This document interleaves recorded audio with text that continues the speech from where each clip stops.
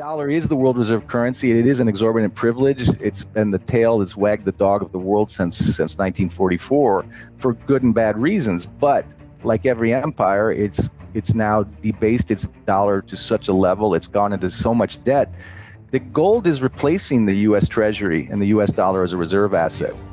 Welcome back to Liberty and Finance. We are delighted to have this widely followed returning guest. Matthew Piepenburg is a partner at von Greyerz, which was formerly Matterhorn Asset Management. He joins us this Thursday, June 6, 2024. Matthew, thank you for coming back on Liberty and Finance. It's great to be back. It's the anniversary of D-Day, and I'm actually here in France, so it's a big day for America and France. I just realized that as we were talking. It is. These are sobering times to recall. We live in a community that is well populated with veterans, and we just marked Veterans Day on Memorial Day and so on. And this is something that we think of not just for U.S., but for all of our compatriots all around the world who have been standing up for freedom in their beloved countries.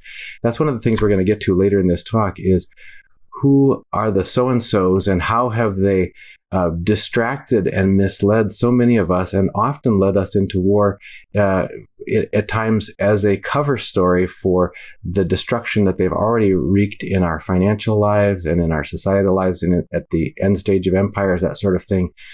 We care deeply for all the beloved families all around the world who are affected by war, and we hope with all our hearts to avoid that in the future, and yet know that we're swimming against the tide of history with the guard that we have in charge. So, first of all, if we could, with your help, look at some of the clear and present dangers that are coming our way. They're playing out as mathematics and history would predict about the destruction of our financial edifice, the fiat currency regime that's in present all around the world, not only the U.S. dollar, this race to the bottom with all countries feverishly trying to devalue their currencies and monetize their debts and so on. I'd like to get your biggest examples that you'd like people to make sure that they are aware of the destructiveness of this and the progression, the rate at which it's progressing. Yeah, no, these are big and very important questions. And as we discussed even before we went live, the truth is the facts haven't changed. They've just gotten worse. The key drivers of the big issues, what's affecting fiat money, whether it's the US dollar, the yen, the peso, the yuan, whatever, all fiat money is an embarrassing ice cube. And certainly since the US reserve currency, the dollar, went off the gold standard post Bretton Woods and then went off the gold standard in 71 under Nixon, all major fiat currencies, including the US dollar, are losing their purchasing power day by day, month by month, year by year in a slow drip. Now that slow drip is kind of accelerating. So when you're looking at paper money, which is how the vast majority of the world still measures their wealth, especially in the West, to answer that question, you have to look at bond markets and you have to look at rate markets, and they can be kind of wonky and boring, but you also have to look at politics. But most importantly, you have to look at debt. You always have to start with debt. And when you get to levels of debt that cross the Rubicon of rationality, and you throw out numbers, 120% debt to GDP, 6% deficit to GDP, 35 trillion almost now in public debt, et cetera, et cetera. We could go on. Those numbers feel like figures you memorize and you throw out to look smart, but there's a living, breathing reality behind those numbers. And history confirms the dangers of those debts. And so when, again, looking at basic history, whenever a country crosses the Rubicon and gets past that debt threshold of 100% debt to GDP, problems exist. When your debt levels, when your interest expense on your debt alone surpasses your military budget, it's not fable but fact. That's a leading indicator that you're broke. Your country is a banana republic. It's hard in the world where the U.S. is still supreme and still respected for all its past greatness and its current weakness. It's hard to see that, and it's hard to understand that, but it's important to look at it objectively. And it's not just the math and the history, it's the signs all around us, the social unrest, the fourth turning, these, whether you're Rickards or Casey or Neil Howe or even myself. History does matter. It's easier for people to grasp when you go through these empire changes. And I think, it's these late stage empire themes is you've got debt and then you've got wars, which of course we're seeing proxy wars or direct wars right now. You have a decadence, a cultural decadence where everything is permissible and everyone's me first and everyone's a victim. And there's tribalization, splinterization, which is only made worse by inflation and social unrest. And then, of course, you have currency debasement to pay off that debt. And then, of course, after all that comes the opportunists that are either demagogues or dishonest politicians, left or right, and then centralization. So all that's around us. But again, this all is a ripple effect of debt. And whether you're looking at recession indicators, which you can battle, or whether you're looking at inflation rates, which seem to be all over the map, depending on which version of inflation you want to trust, and whether you're looking at the bond market or the currency market, in particular the U.S. dollar, the evidence is literally everywhere. And it fascinates me that that's not more understood. But the debt level is why we have to monetize it with artificial liquidity. And that artificial liquidity is usually just said, well, that's QE or money printing or frankly, mouse clicking at the Eccles building. But it's more than whether the Fed pivots to a rate cut or throws in the towel and admits to direct QE. Liquidity, which is fake and inherently inflationary, is everywhere. It doesn't have to be an official QE announcement. In the last 4 to 5 years, we've seen indirect, I call it backdoor liquidity. It's a shell game. I think it's important for people to understand that it doesn't just have to have the Fed mouse clicking trillions at the Eccles building for it to be inflationary. Currently, the Fed is hawkish and QTing or tightening its balance sheet theoretically and keeping rates high. But in reality, if you look under the hood, get past the smoke and mirrors, without direct Fed QE, we've had indirect QE through the repo markets. We saw that in 2019, even before we started weaponizing the dollar. We've also emptied the Treasury General account 2 or 3 times since 2020. We did it in 22 and 23. We had the BTFP program, which was an indirect bailout of the bond market because the banking crisis of 2023 was really a bond crisis. Then we've used the reverse repo markets, and now there's this sexy little term that the fancy lads on Wall Street call supplementary leverage reserves, which is just a fancy term. SLRs are just a fancy term for commercial banks to do QE for the Fed. They get 0% cost of borrowing. They get a 4 to 5% coupon, but they effectively have unlimited leverage to buy unwanted U.S. Treasuries, which is what the Fed is supposed to do. But now they're slipping that into the commercial banks. And there's other little tricks happening right now. There's regulations changing at in Basel right now to allow more leverage and more sovereign bond buying globally. Even Freddie Mac now is looking at second mortgages being guaranteed, which is just another way to put more liquidity into the system. So there are still trillions and trillions of dollars of liquidity out of nowhere. In other words, more debt paid for with more debt. And so eventually the Fed, I think, will go to direct QE when the markets start to really go under. That's what really triggers them. But when you combine these backdoor shell game, artificial kind of, I call again backdoor QE with actual QE, which I feel is inevitable. All of this is just one more way of adding more and more water to that glass of wine and devaluing and debasing the flavor of that wine. We're doing that to the dollar. So the dollar, despite the milkshake theory and all this, in all its strength in SWIFT and all the euro dollar markets and all the things that absorb that dollar, I think, like Jeffrey Grunlock, the trend is going to be a weaker dollar into recession in the 100 to 108 range in the DXY. That means the purchasing power is going to get weaker for the dollar, as it's done ever since 1971. I think we're going to monetize our debt with more inflation. I think the like every debt-soaked nation, the U.S. will inflate its way out of debt. And of course, that really is robbing from the people. That is open theft. I joked the other day with Adam Taggart, if I wanted to join a country club and look really good and buy the best suits and get a really nice car to show up and pay annual memberships up the nose and show off my success, but then hand that bill to my children or grandchildren so that I could enjoy the country club, I don't think I'd have a really strong legacy in my family album. I think people would look back at Grandpa Matt and say, what was he thinking? But if you think about what the U.S. government has done with its debt policies and its fiscal policies, spending infinitely more than it earns, and then solving that by debasing the currency and misreporting inflation, that inflation, and we can get into the wonkiness of the inflation, that inflation is a tax.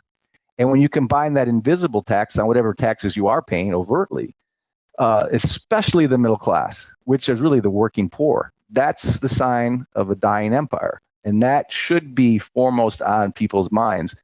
But again, they're listening to the experts with the little flags on their collars and, be calm, carry on. Inflation's at 3.5%. Well, again, it's not conspiracy theory. Let's be blunt. Again, we're looking at currencies, we're looking at markets, we're looking at inflation. But come on, the CPI scale is an absolute comedy. Everyone knows that. It's never right, but it's always correct because it's the official number. But look what we did in Jackson Hole in 2022 with supercore inflation, which is just inflation with X energy, housing, and food. Well, that's insane. That doesn't help us at all. And now they have all these other new tricks for inflation. They've got headline CPI X shelter. They're even trying, the Fed and the BLS are trying to do 3 to 6 month average inflation, but that backfired because it actually went up even higher. So there's all these tricks. What does it even mean? And Larry Summers, who I'm not a huge fan of, but nevertheless, even Larry Summers, a former assistant treasury secretary, admitted if you use the pre-08 or the pre-08 housing metrics, we're looking at 18%, 17% inflation, which is actually how it feels. But even John Williams at Shadow Stats, we're probably at 8% if you use the old Volcker model. So however you look at it, whatever time you bid on a U.S. Treasury or corporate Treasury or even a junk bond, you're still losing money. It's a defaulting bond. It's a negative returning bond with real, honestly reported inflation. So these are boring things, inflation, invisible tax. But every American, whether they understand the Fed policy, whether they understand all the backdoor QE tricks, or whether they understand the BLI, I call it the CP lie, regardless of that, they feel it. They feel the inflation. And it's very important to remind all of us that the inflation rate is a rate of change. It's not a price level change. So when we go from 9% inflation, CPI official, to even 6% or 3.5% year to year, it doesn't mean everything's going down. You're still compounding. That means in the last 3 years, prices have gone up 15, 16%. That's the official number. So the actual number, the honest number, is significantly higher. And again, all viewers everywhere around the world, and Americans in particular, know that their $20 bill or their $100 bill or their $10 bill doesn't buy nearly enough this year as it did even 2 years ago. So that is an impact. So these debt policies are more than just a case for gold or real money as opposed to fiat money. It's more than just a case for sound money or transparent honesty from our government. It affects your lives. And I know here in France, and I'm back and forth all over the place between Europe and America and Asia. But, here in France, I have neighbors that are apple farmers and cattlemen who can't take their kids to Paris this summer because the cost of the tolls and the gas is just too high. So that is a European Euro phenomenon, but I know it's the same in the US. People are having to make real hard decisions because the cost of living and the CPI scale are completely at odds with each other in reality, and they just don't have the purchasing power that they used to. So again, all these things affect us. It gets way before we get into gold and real money and government dishonesty. Inflation is not an academic debate. It is a social force, and it leads to social consequences. And that inflation is a direct result of our Federal Reserve, which was conceived in Jekyll Island in 1910 and signed coercively into law by Woodrow Wilson in 1913, and has destroyed our country generation by generation by taking over the power, constitutional power given to our Congress to fix the price and supply of our money, which was supposed to be a silver coin when the founding fathers came up with our Constitution. Now it's a fiat dollar that is literally a melting ice cube. It is a death by 1,000 cuts. It is a slow drip, I think, usurpation or theft of hardworking Americans trying to get by. And they're being robbed by their own misreported inflation, and they're very dishonest, drug-addicted, fiat money addicted government that still thinks you can solve a debt crisis with more debt and keep postponing that so your grandkids pay the quote unquote country club bill. I think you've pretty well laid that out. Do you feel in a summary that it's fair to say that inflation is theft from the people to pay, to cover the sins of government? Absolutely. If you have a fixed rate debt and then you debase the money and you have inflation, you're basically getting out of debt for free. I mean, anyone who had a mortgage, a 30-year mortgage at 1% or 2% is actually okay with inflation right now. But they have other problems. But the government, like all governments, without exception, whether they're democracies, monarchies, oligarchies, in some form, from ancient Rome, 1789 France, and I've said this, Yugoslavia, the 90s, Weimar, every government debases its currency to get out of debt. And who does that hurt the most? The average citizen. Certainly hurt it hurt the Argentinians. But the only difference between Milei and Biden or whoever comes into the White House next, left or right, but certainly every president I've known since Nixon, the only difference between Argentina and every president since Nixon is Milei is at least telling it out loud. He's saying the quiet part out loud. He's admitting it. And the other thing that's interesting is the people aren't afraid to hear it, because there's two issues. First, as a population, you got to stop believing the sweet little lies of your politicians and central bankers. You've got to accept that they're not really being transparent, and you got to be willing to have austerity and reprice and rethink things.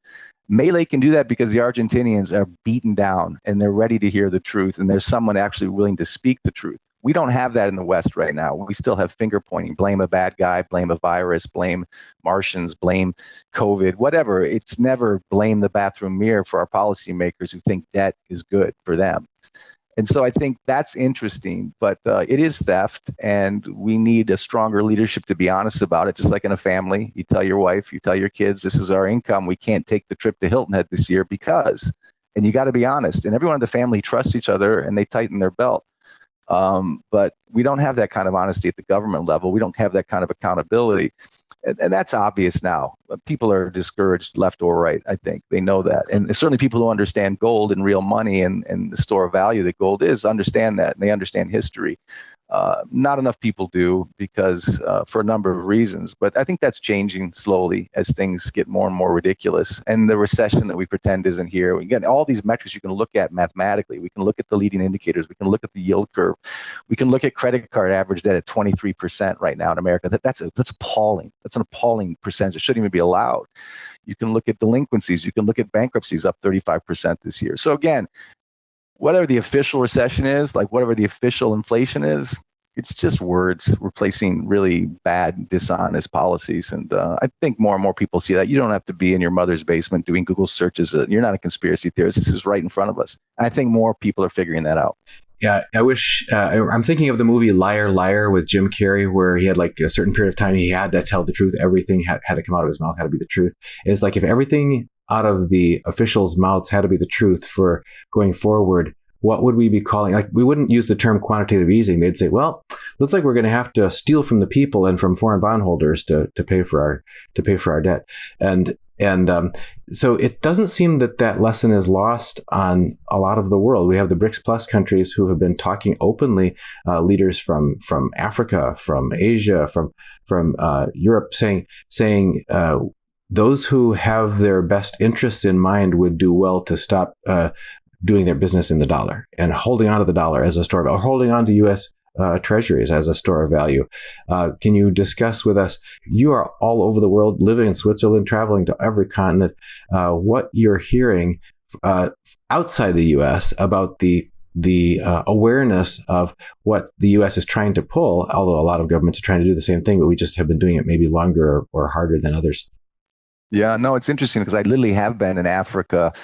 I've been in Asia and I've been in Singapore. I was just came back from Istanbul. And you do, again, I caveat by saying I'm a very proud American. And, let's keep that very clear. I still don't prefer any country in the world more than I do the States. I'm in Europe for different reasons. I'm raised binationally, but I'm a patriot. But that doesn't mean I'm not critical of things. And one of the advantages of being overseas most of the second half of my life and traveling a lot for what I do with Von Greyerz is, in Asia, in Turkey, in Europe, I get different views. The Eastern understanding of money is very simple. They're very calm. There's not a plan B to de-dollarize. It was a plan A all along. They've been waiting for America to get over its skis in debt, weaponize its dollar, and give Russia and China the excuse to start what is now a clear trend of de-dollarization, the details of which are, and the evidence of which are everywhere. The dollar is the world reserve currency. It is an exorbitant privilege. It's been the tail that's wagged the dog of the world since 1944 for good and bad reasons. But like every empire, it's now debased its dollar to such a level. It's gone into so much debt that gold is replacing the U.S. Treasury and the U.S. dollar as a reserve asset. I mean, as a savings asset, the U.S. dollar is a spending asset. But when I talk to people in the East who own a lot of gold, whether they're in Turkey or whether they're coming out of Middle Eastern countries or whether they're in China or even Russia, the world wants an asset that can't be taken away and that retains its value. And that doesn't mean they have to create a new world reserve currency. It's not going to be the yuan. It's not going to be the ruble. It's not going to be the peso. It's not going to be the euro. I'm not saying the world reserve currency changes overnight, but its trust and hegemony has changed irrevocably, and so they will save in gold, and when they need a fiat currency to buy a house or pay for a wedding, they'll sell a little bit off, convert it to current rate, and spend for liquidity, which is exactly, by the way, what our clients do at Von Greyerz. The bulk of their wealth is in grams and ounces, not fiat money, but we need fiat money to buy things. So when the dollar gold price is at 2,400, 2,300, 1,800, 1,900, we sell a little bit off and we buy, and that's the way to use gold, and that's what the world is doing.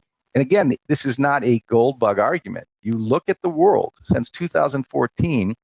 In general, central banks are net buyers of gold and net sellers of U.S. Treasuries. And that process only accelerated at a much more rapid pace when the U.S. had the brilliant idea of weaponizing a neutral reserve currency against a country the size of Russia, a nuclear power clearly in trade bed with China and the rest of the BRICS nations. So if you look at the average central bank purchasing prior to the war and the weaponization, I think that was at 118 tons. It was still way above average. Post-Ukraine, post-weaponization, that's now, I think, 291 tons. So the average amount of central bank gold buying, which was already net buying since 2014, really accelerated after 2022. Again, because the trust in that world reserve currency, now weaponized and politicized, on top of the fact that it was debt-soaked, is making that dollar less and less trustworthy. That's just simply the truth. And the other evidence of that is beyond central bank purchasing and the embarrassing decision to weaponize against a major power like Russia is, look, typically, every man on Wall Street will tell you that the real headwinds for gold are when you have, positive real rates, inflation under control, and the U.S. dollar relatively stronger than other currencies. We've had all three of those traditional headwinds in front of gold, and it's reached all-time highs in dollar terms and every other currency. So gold is breaking away from these old Western correlations, these old Western excuses, and that's because regardless of positive real rates, regardless of controlled inflation, or regardless of a relatively stronger horse in the glue factory in the DXY and the dollar, no one trusts the dollar. No one trusts that IOU from a debt-soaked sovereign. And so gold is hitting all-time highs despite these headwinds. And that, to me, is only because trust in that. It's like anyone. You wouldn't borrow from someone who is so far, you wouldn't lend, to someone who's so far in debt and can't repay it without paying you back in a debased IOU. It's just, the evidence is there. And again, the people in the East who get a different media or who have a different conversation at dinner or see a different conversation at the family office or at the banks, they have a different view than the West. The West fundamentally and intentionally misunderstands gold. That, again, is not a gold bug argument. You're a product of your environment. The business schools and the undergrad and econ courses don't talk about Austrian economics or sound money or what really goes on at the Fed. And, we weren't taught that. Ronnie Sturfula from Vienna was certainly taught that. And folks east of Vienna were taught that. And I'm not, again, pro-Russia, pro-China, but they were taught that. They know that you can, as von Mises warned, go into such extraordinary debt without the subsequent destruction of your currency. That is true throughout history. It is basic math. Again, it's not meant to be condescending, but the West still throws this Keynesian playbook out there. But even Keynes himself would not agree with the level of debt we're at today. And even Keynes himself warned against weaponizing a reserve asset. Robert Triffin warned against this. We seem to be doing things intentionally to destroy our currency and destroy our country. It fascinates me. And outside of the U.S., people see it especially outside the U.S., like Russell Napier or Ronnie Sturfling, anyone else who understands sound money. This is obvious to them. Or a Turkish banker understands this, or an East European economist understands this. But the narrative in the West, like so many of our narratives, actually looks more like Pravda circa 1950 than it does like the truth. And it even looks somewhat, darker than that even. And so that's the great irony. That's the great sadness for a patriot, because you want direct information. You want both sides of a debate on, Austrian versus Keynesian economics about what debt is sustainable, what debt is not sustainable. Have a real discussion about these things. How will the Fed pay $1.6 trillion in interest this year at these current rates? Just an interest expense alone. How will they do that? How can they do that if no one's buying our U.S. Treasuries on a net level? That means something has to give. They're going to have to, through backdoor direct QE, monetize that debt. That's not a gold bug argument. That's simple math and politics in a blender. And we don't hear that on CNBC. And Don Lemon couldn't explain that if you tried to teach him that. And if you looked at just Biden's chief financial advisor, this was famous. I think, hopefully it came out in the US. It was all over the press here. Could not explain quantitative easing. He literally couldn't explain quantitative easing. That's not just an anti-Biden comment or something. That's just embarrassing. That's unacceptable. And there are many people who think that the government or the bankers are evil. Well, that's a debatable issue, but they're certainly stupid. That is unacceptable. Evil or stupid doesn't work for most of us. We want something better than that.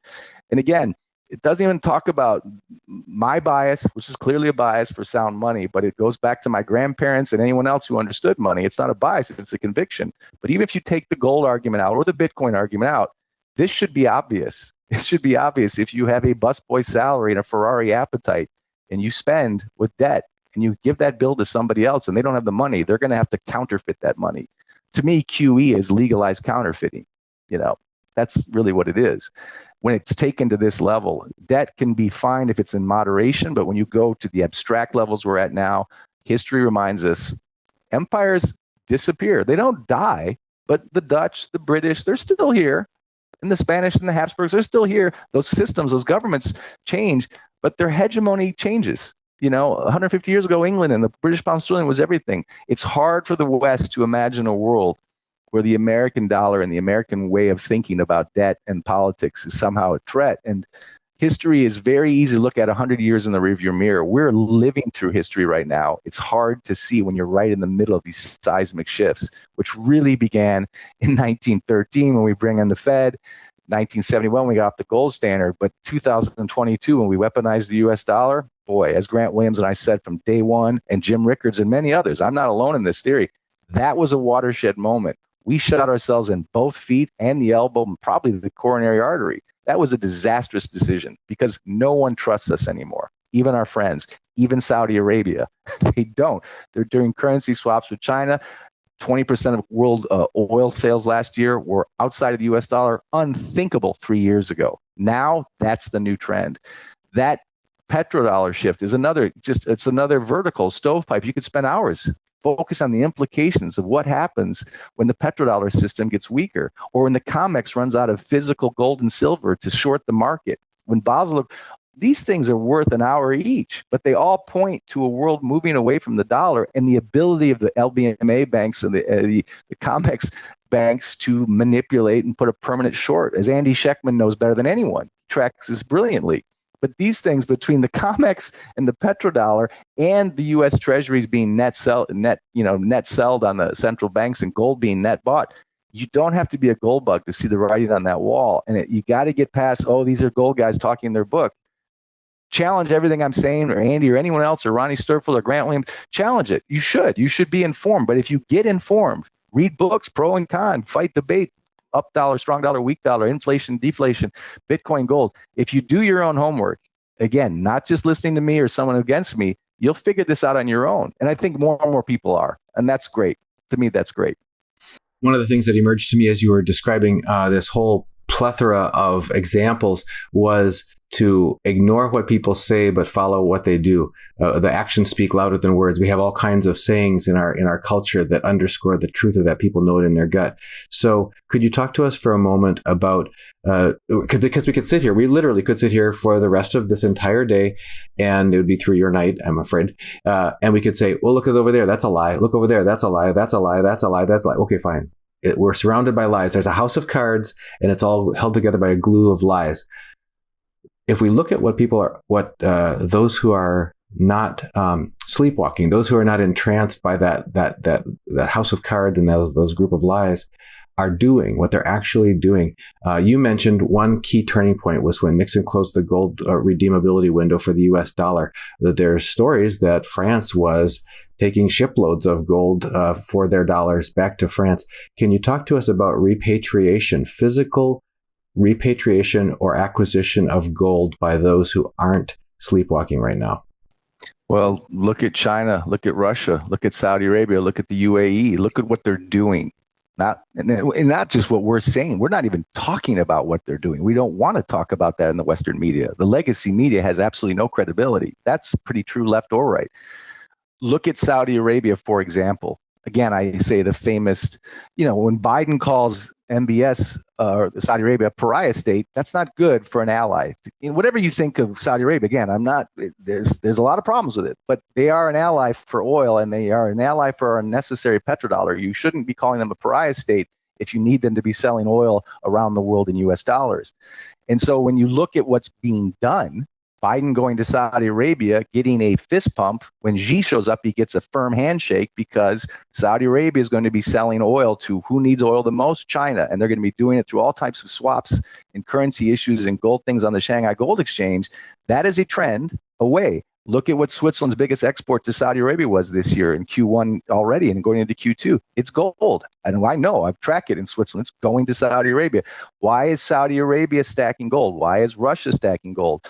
Why is China stacking? What are they doing? Why are central banks selling U.S. treasuries? Look at what they're doing. They're doing that just like if you, and I've said this many times, if you're a history buff and you lived in Pennsylvania and you saw Robert E. Lee's army crossing the Potomac, coming into Maryland and heading towards Harrisburg or Gettysburg, what are they coming there for? It's not to throw a garden party. There's a battle coming. They're coming across your border. You know something's coming up. When you see these other countries, the BRICS countries, stacking gold, the central banks stacking gold, they're preparing for something. They're not getting ready for a dinner party. They're getting ready to see gold as the new reserve asset, not the U.S. Treasury, not the U.S. dollar. That doesn't happen in one night. Just like Gettysburg or the Civil War wasn't 3 days only. It was part of a larger process. You have to look beyond the next Twitter feed or the next YouTube video to see the trends happening. Again, history is harder to see when you're in it than when you're looking back on it. You can debate about Vietnam when you're in it, but when you look back on it, now even the veterans would say there's a problem. I know veterans of the Iraq War who are questioning that war, and that wasn't that long ago. So again, we're in it right now. We're seeing it right now. The smart people in the West and the East recognize what this means. And the sad reality is, as an empire, we are debt-soaked. As an empire, we're in those 4 stages of decadence and debasement and social unrest and political centralization. From the Patriot Act to quantitative easing, we see that. From central bank digital currency to these weird speeches we see with Marines on each side of the president, we feel that centralization coming. It's hard to see. When you see these type of actions, though, of China, which the World Gold Council's report on China's actual gold holdings is fictional. Our definition of a recession is fictional. Our definition, as we talked about earlier, of inflation is fictional. The Patriot Act is not patriotic. Quantitative easing isn't easing. So there's all kinds of examples of what they say versus what's actually occurring.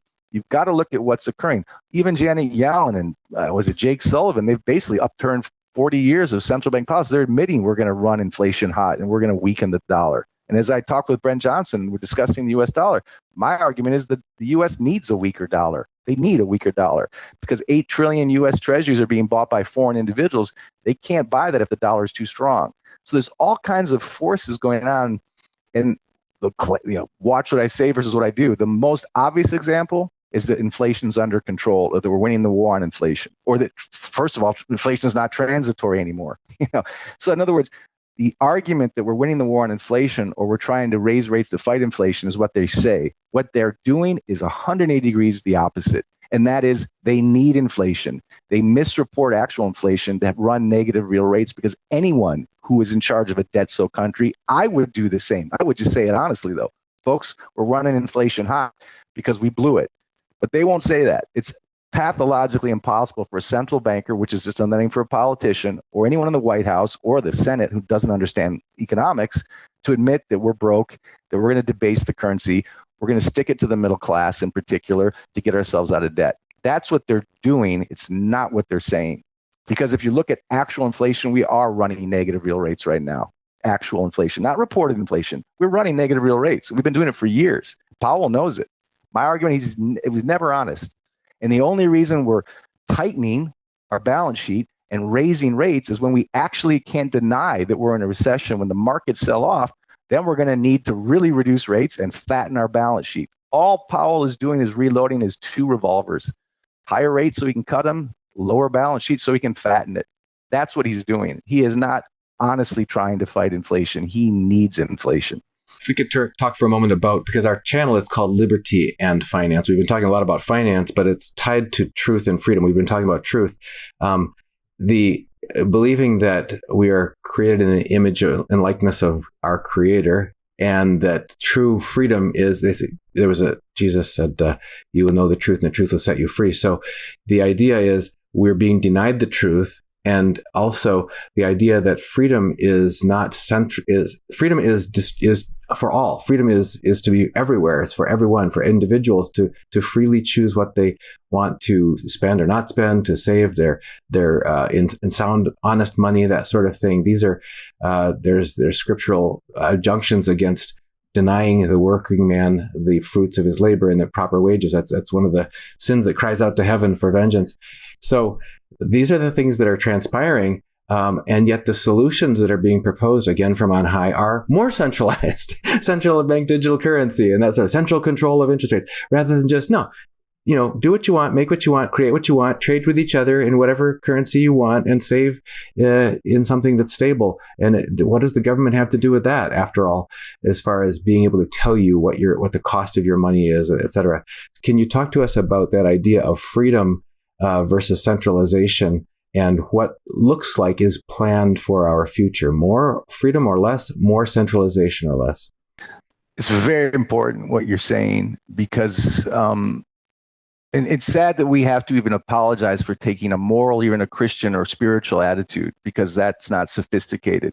That in and of itself, I mean, going back, just for Christian viewers, I talked to Muslim viewers or Muslim folks in Turkey who don't understand usury. They are against usury and interest rates, and they have certain values that are very similar to Christian values. And the Judeo-Christian tradition is certainly in the New Testament. When was the one time you saw Jesus angry? It was with the moneylenders.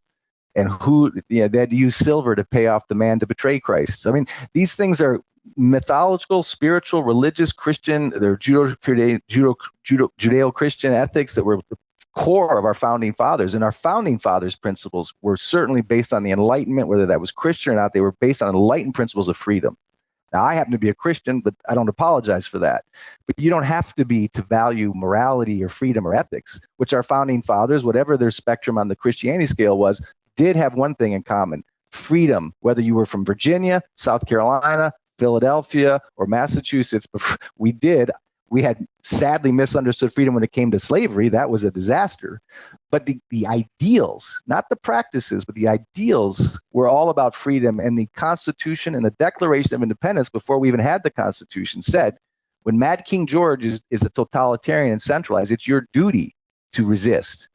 What's ironic today, and some would argue, is our own government is the Mad King George today. They're not being honest. They're stealing. There is taxation without representation because we're getting screwed by inflation and we're getting taxed. As Rick Rule said, you can look at the CPI, but then add taxes to that. That's another problem.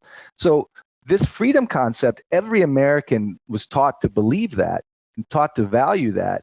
We've forgotten how to notice that we're losing that. And one of the most obvious evidence of that is dishonesty. Well, debt and inflation is an impingement on your freedom when you're being taxed invisibly. This central bank digital currency telegraphing that's been going on since 2020 is another look what I say versus what I do.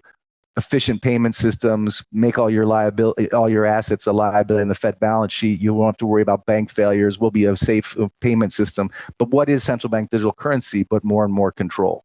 What is that? That, again, as countries go through debt, and they get deeper and deeper into debt, they become less and less free, more and more controlling. There is no exception to this throughout history. And sadly, even America is no exception. The hope is, as Americans in the Jeffersonian sense become more informed, more educated, they'll be able to BS detect the dishonesty or the ignorance of the financial leadership as it currently is, ask harder questions, demand more accountability, and hopefully, without pitchforks and revolution, we find a safer, more honest, direct type of government. That I don't know if will happen. I'm kind of cynical. I hope it does.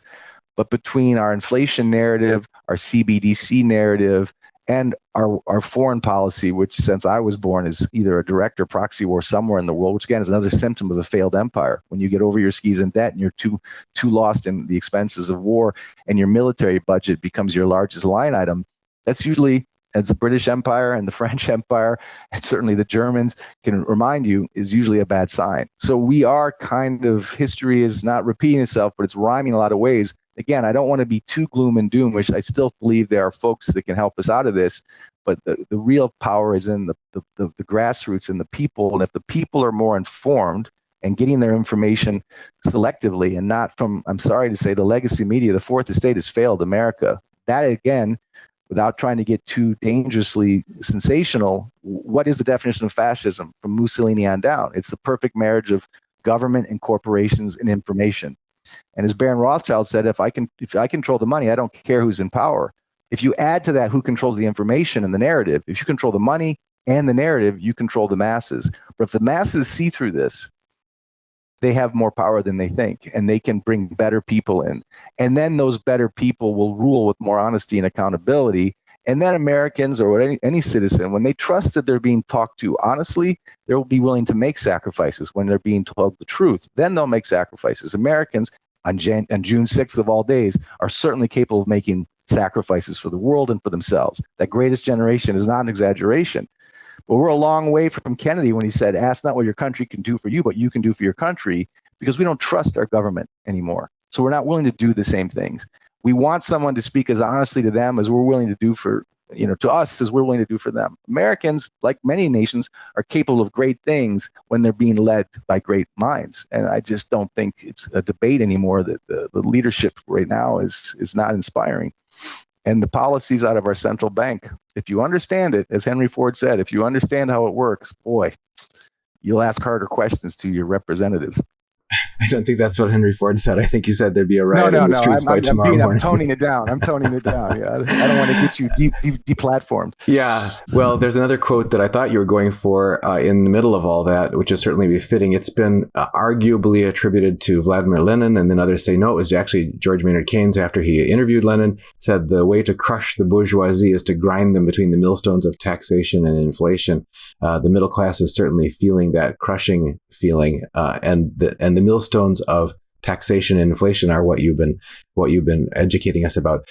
And you've also hinted at this several times, is that then at the crisis point, I gave away the punchline, at the culmination of this, usually when it becomes the secret is out, people know that in their guts that they're being lied to and that they're being played, and that there's no way out for the existing regime to keep playing their same playbook and surviving, that we're all going to be hurt very badly.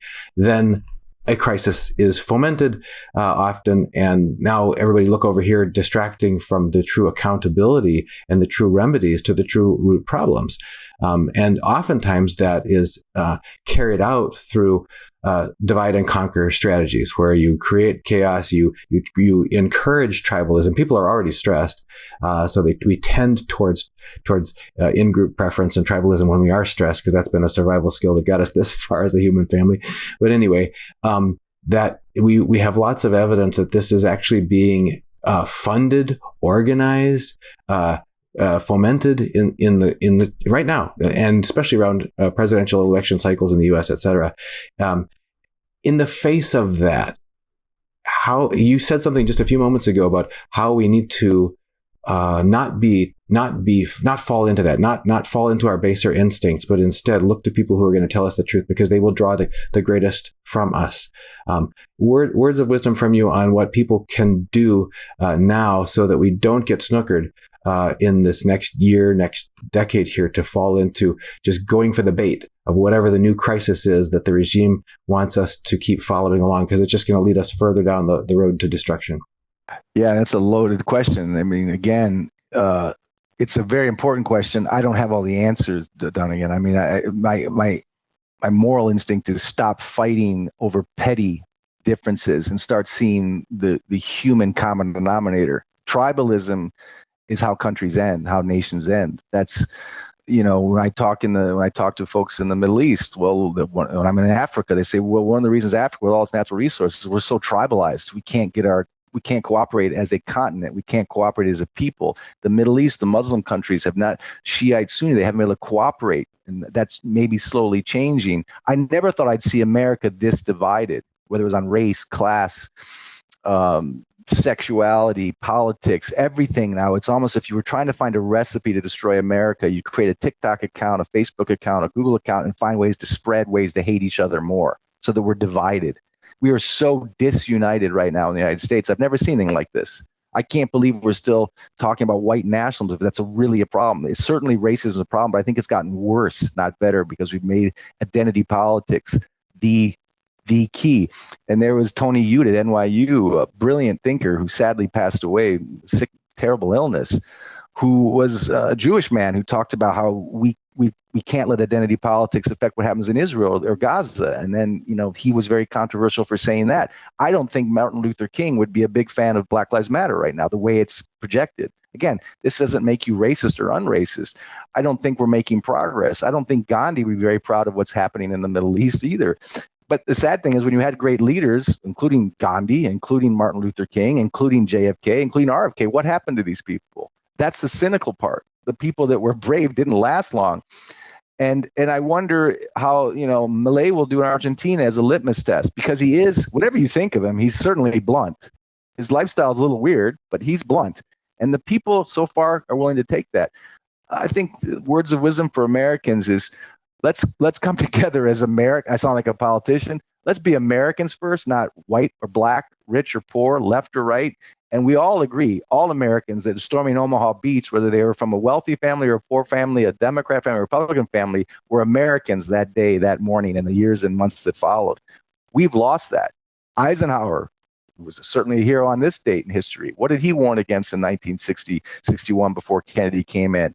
The dark state was what he was really warning about. He was warning about the military-industrial complex. That's just another name for when the government is no longer led by representatives, but by something that's unelected. I think we can all agree that's a problem. Maybe, there's still hope, but that's a problem today. I think we can all agree that, who's really making decisions in a White House where your president can't finish a paragraph without a prompter or walk 20 yards without assistance. That's not trying to be mean or anti-democrat or pro-Republican. We all know there's a problem when our choices are so divisive that we don't have one person that really galvanizes us. And I think that's a problem. But again, we're getting away from gold and silver. We're talking about things that are just my opinion. But I think that your opinion is shared by a lot of Americans. And my words of wisdom would be, let's be Americans first, not some identity group. We're just losing. We're all going to lose that way. We're being suckers to the people that are trying to manipulate this kind of fracturization. And it's very hard when you're financially stressed, when inflation is there, when the Fed has destroyed the middle class, literally in the last 30 years, destroyed it. It's very hard to be hopeful and optimistic. I've heard it so many times. You stand in the rain long enough, you'll get in anyone's car. You'll believe anything. And I think that's a trick. I think we're better than that. Left or right, rich or poor, black or white, whatever. What all the things that divide us. We're all human. And as Kennedy said, we all love our children. We all want to avoid war.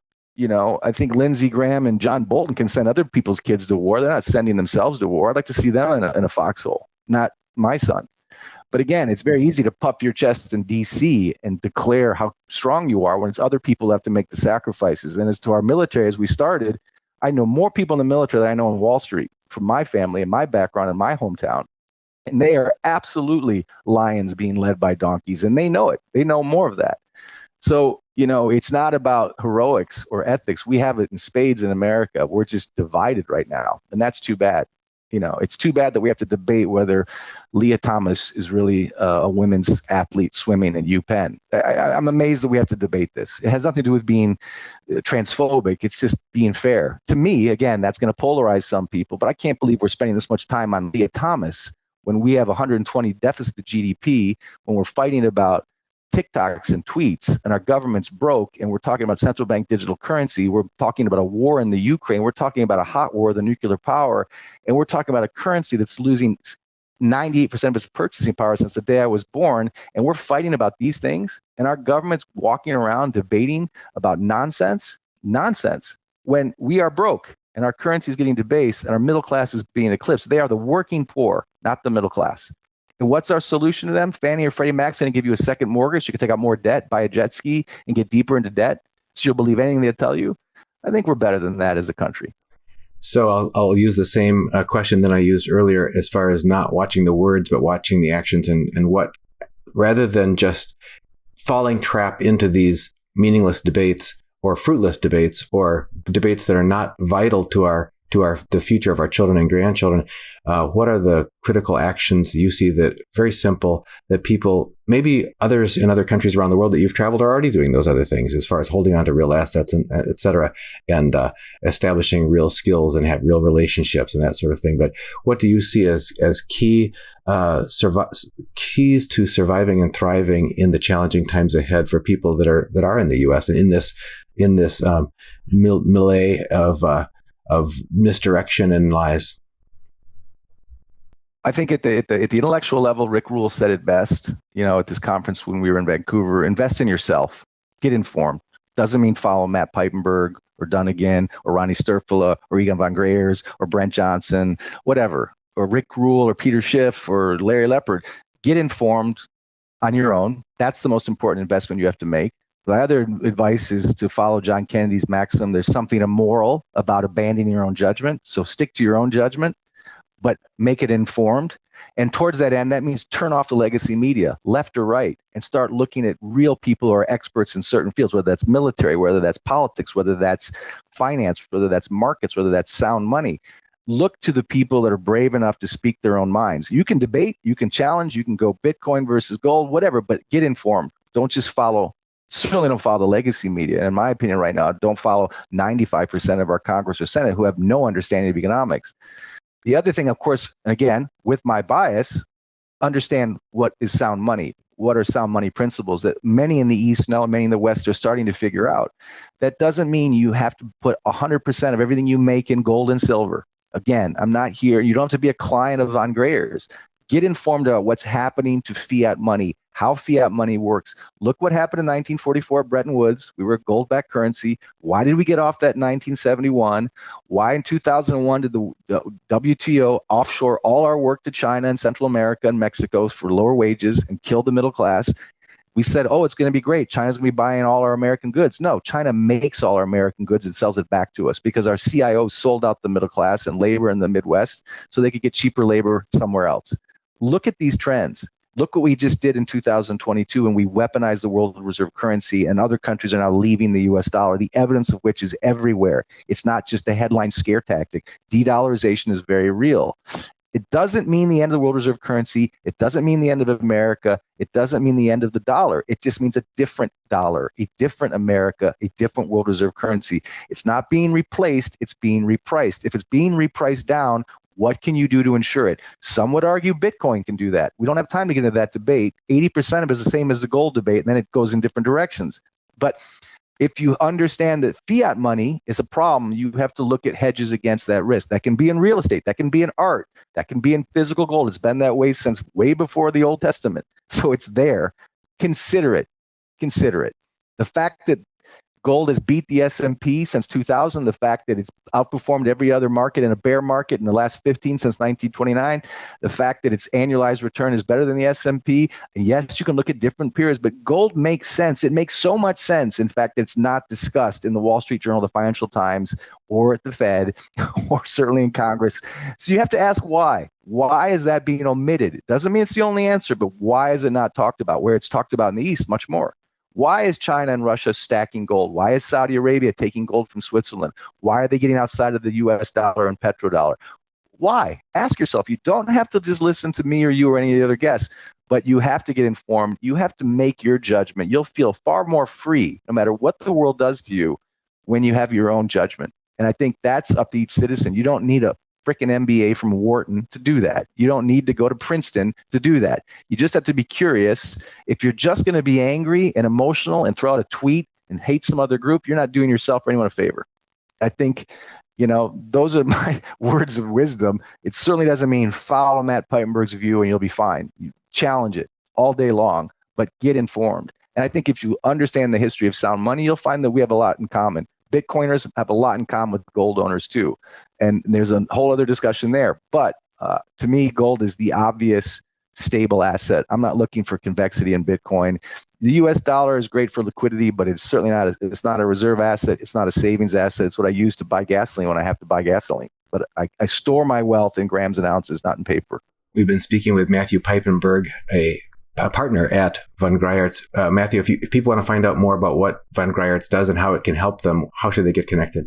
Yeah, our website is vg.gold or vongreyerz.gold, either one. And we have a lot of free information there on certainly all our interviews and articles from Egon and myself and Ronnie Sturfula and other advisors that come on. We also just educate for free. Now, we have higher minimums. We're not for everyone, but we certainly speak to everyone. And it's not just, why gold, which is very important, but also how to own gold and frankly, how not to own gold. And one of the ways we don't believe you should own gold is in a commercial bank, not at all. And we don't even think ETF gold. I think you have to have physical, whether you hold that in a Folgers can, a safe deposit box, or a vault in Switzerland's up to you.